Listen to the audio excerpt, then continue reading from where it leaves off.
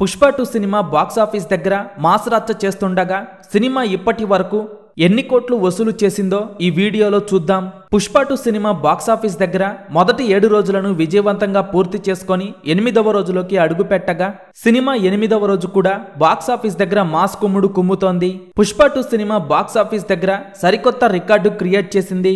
Pushpa 2 cinema మొదటి 6 రోజుల్లోనే 1000 కోట్ల గ్రాస్ మార్క్ దాటేయగా సినిమా అతి తక్కువ టైంలోనే 1000 కోట్లు వసూలు చేసిన సినిమాగా సరికొత్త రికార్డు క్రియేట్ చేసింది. ఇక హిందీలో సినిమా కలెక్షన్స్ కొంతవరకు తగ్గినా కానీ సినిమా ఉన్నంతలో మిగిలిన ఏరియాలతో పోల్చితే హిందీలో మాస్ కుమ్ముడు కుమ్ముతోంది. పుష్ప 2 సినిమా హిందీలో 8వ రోజు 28 కోట్ల రేంజ్లో నెట్ కలెక్షన్స్ అందుకునే అవకాశం ఉండగా కర్ణాటక మరియు తమిళనాడులో కలిపి 4 కోట్ల రేంజ్లో గ్రాస్ కలెక్షన్స్ అందుకునే అవకాశం ఉంది. ఓవర్సీస్ లో మరోసారి పర్వాలేదు అనిపిస్తూ దుమ్ము లేపుతున్న ఈ సినిమా ఓవరాల్ గా 8వ రోజు వరల్డ్ వైడ్ గా ఇప్పుడు 40 కోట్ల రేంజ్లో గ్రాస్ కలెక్షన్స్ అందుకునే అవకాశం ఉంది. మొత్తం మీద ఏమాత్రం ఆగని రికార్డుల జాతరను పుష్ప 2 చూపెడుతూ దుమ్ము లేపుతోంది.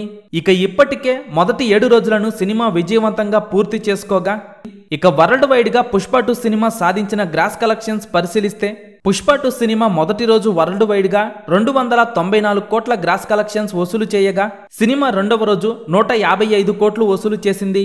ఇక మూడవ రోజు పుష్ప 2 సినిమా 172 కోట్లు వసూలు చేయగా మొదటి 3 రోజుల్లో పుష్ప 2 సినిమా 600 కోట్ల గ్రాస్ మార్క్ దాటేసి 621 కోట్లు వసూలు చేసింది. ఇక నాలుగవ రోజు 208 కోట్లు వసూలు చేసిన ఈ సినిమా 5వ రోజు 93 కోట్లు, 6వ రోజు 82 కోట్లు వసూలు చేయగా మొదటి 6 రోజుల్లోనే 1000 కోట్ల గ్రాస్ మార్క్ దాటేసి 1002 కోట్ల గ్రాస్ కలెక్షన్స్ వసూలు చేసింది.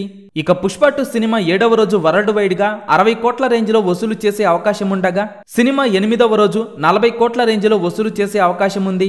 పుష్ప 2 సినిమా మొదటి 8 రోజుల్లోనే వరల్డ్ వైడ్ గా 1100 కోట్ల గ్రాస్ కలెక్షన్స్ దాటేసింది. పుష్ప 2 మాస్ కుమ్ముడు చూస్తుంటే సినిమా సంక్రాంతి వరకు బాక్సాఫీస్ దగ్గర మాస్ రచ్చ చేయటం ఖాయంగా కనిపిస్తుండగా పుష్ప 2 సినిమా లాంగ్ రన్ లో ఎన్ని కోట్లు వసూలు చేస్తుందని మీరనుకుంటున్నారో కింద కామెంట్స్ రూపంలో చెప్పండి.